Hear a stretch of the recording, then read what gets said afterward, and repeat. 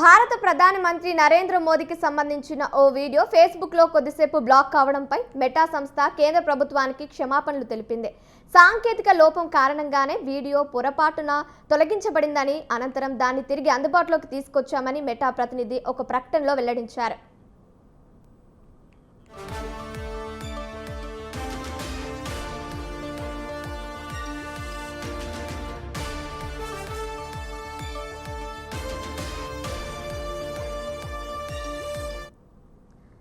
Fast track కోర్టులపై ఈ నెల 23న Modi selfie video post చేశారు. తర్వాత వీడియో కొద్దిసేపు బ్లాక్ అయింది.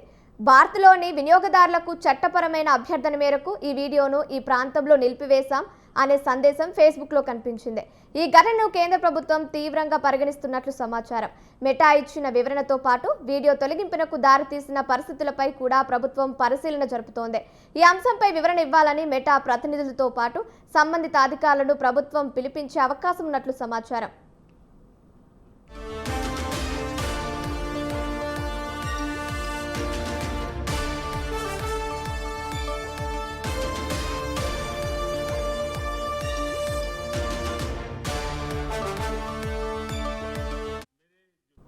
అలాగే ప్రధానమంత్రి మోదీ వీడియోను తాత్కాలికంగా బ్లాక్ చేసిన ఘటనపై వివరణ కోరుతూ ఇప్పటికే ఐటీ మంత్రిత్వ శాఖ మెటా, ఇన్స్టాగ్రామ్ ఉన్నత స్థాయి అధికారులకు సమన్లు ఇచ్చింది.